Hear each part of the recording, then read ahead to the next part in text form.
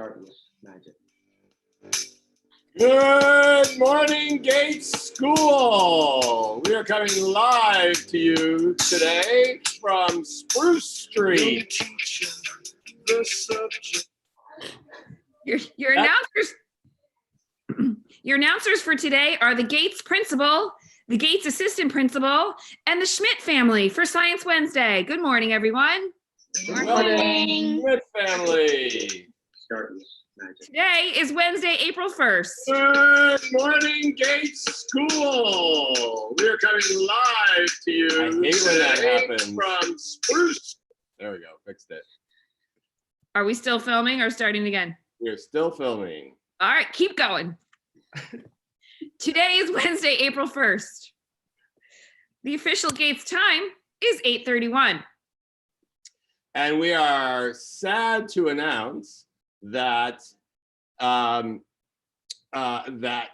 by mistake, the contractors, while we were out, demolished the Douglas School, and the superintendent has decided that we are all moving to Gates. So now we are all officially, where are you?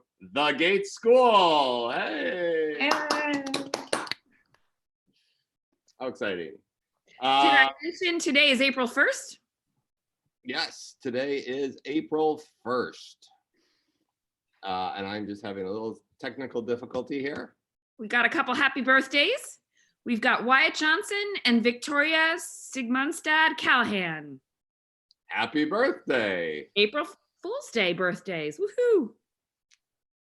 And now it's time for Creative Kids. So all we have to do is find the Creative Kids screen. There it is. The Wednesday, April 1st edition. And of course, it is April Fool's Day. Yay. So we're really not broadcasting from Gates School, and Douglas School is still there. Don't worry. But we do have some exciting other things to share. Yesterday, we saw some pictures of the guinea pigs, and we just mentioned, wow, we'd love to see them moving around in there and have a video. And the Wellinghoff family sent us. No, they didn't. They did.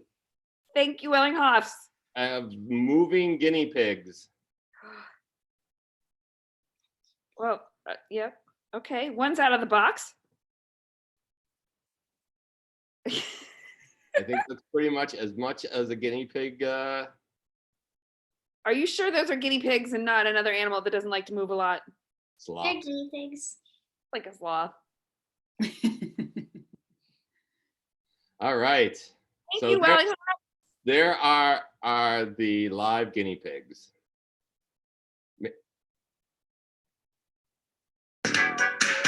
She blinded me with science. And now it's time for Science Wednesday with the Schmidt family.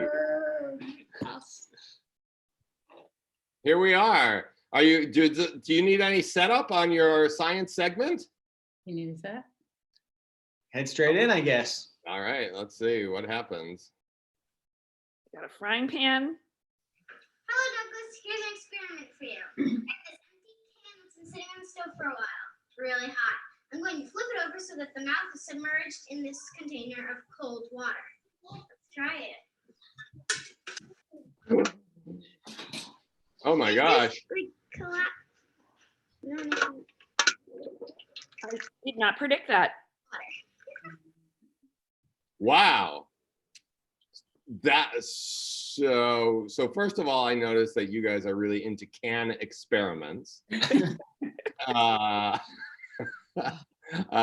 So after you open your can with a marker, you then drink the content. It was empty? Yeah, Totally empty. totally empty. Totally empty. And then you heat it up in a frying pan, which everybody has done, I'm sure. Absolutely. Well, you need to do that with the help of an adult. Don't just fry up your own cans at home, kids. Yeah, exactly. Yeah. And then turn it upside down in a container of water. Exactly. Cold water. Cold water, and the can just smushes. So what's Yeah. happening? You have to be really quick in flipping it, otherwise it doesn't work. Okay, cool. So what's happening? Turns out it's just magic. Oh, okay. Hi, Schmidt family. No, so the hot air inside the can expands, which means there's less air inside because some got pushed out to the top. Then when you dump it back in the water, it all cools down. And because there's less air on the inside and it contracts, it effectively has lower pressure. And so the air outside squishes it. And Wow. it's sometimes it works better. You can see in the background, actually behind Elizabeth, there's one that's totally crushed. It actually jumped right out of the can of water and dumped water all over the floor. But sometimes it's it's kind of finicky at times. But yeah. Wow. So Awesome. in real life, this empty can is filled with air, right? Yep. And all the air is pushing out on all the sides, so the air on the outside doesn't smush it. Exactly, it's balanced. Yeah, it's balanced. And then you turn it upside down. And some of the air is heated when you fry it and it comes out, right? Like that. Exactly. You very quickly before the air can get in, put it in there. Cool. And that's why you saw some water pour out when Elizabeth lifted it, is because it sucked some of the water up as it cooled. To fill up the space. Yeah. Exactly. Very cool. Good job, Elizabeth. Good job, Schmidt family. And we have some more science pictures.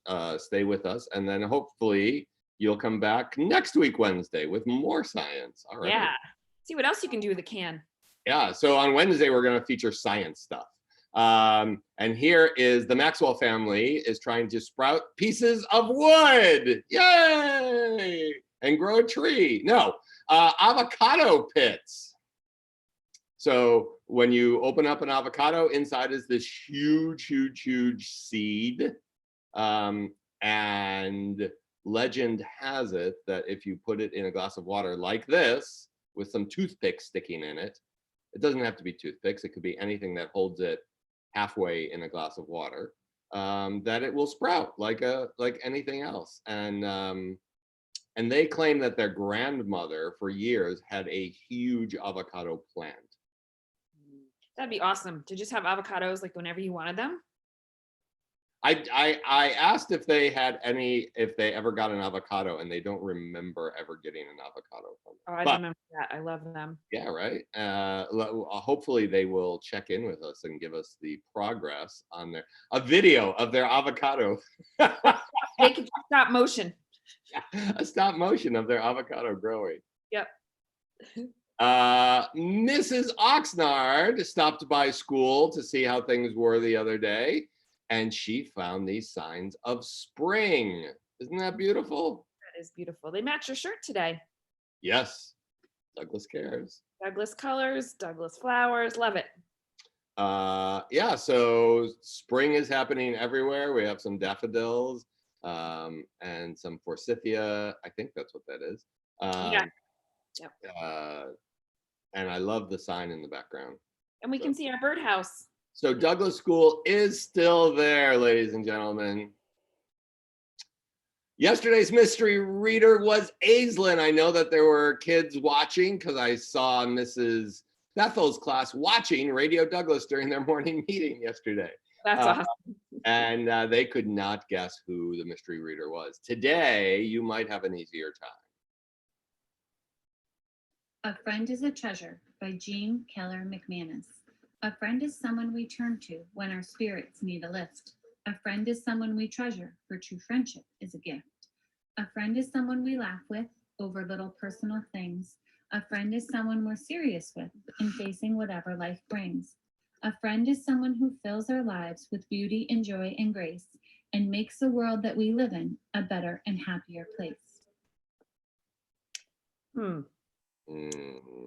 Wonder who that was. It is a good friend of ours. Mm-hmm. Yes. I can feel it with my feelings. All right, and now it's trivia time. I was up all night trying to figure out the answer to this question without using the internet, and I went out and collected slugs, and Mrs. Loreniga, I could not find a nose. Are you there? Oh no.